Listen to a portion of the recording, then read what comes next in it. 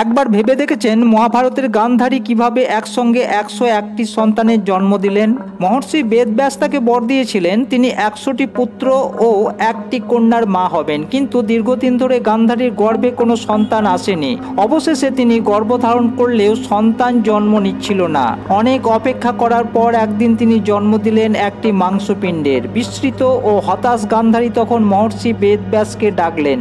তিনি সেই মাংসপিণ্ডটিকে 101 ভাগে বিভক্ত করলেন এবং প্রতিটি অংশ আলাদা আলাদা মাটির কলসে রেখে বিশেষ প্রক্রিয়ায় সংরক্ষণ করলেন। 2 বছর পর একে একে সেই কলসগুলোর ভিতর থেকে জন্ম নিলেন কৌরবরা। প্রথম কলস থেকে বেরিয়ে এলেন দুর্যোধন, আর শেষ কলস থেকে জন্ম নিলেন তাদের একমাত্র বোন দুঃশলা। এইভাবেই গান্ধারী একদিনে 101টি সন্তানের জন্ম দিয়েছিলেন। আপনার কি মনে হয় এটা অলৌকিক ঘটনা নাকি প্রাচীন বিজ্ঞানের এক বিস্ময়? কমেন্ট করতে ভুলবেন না।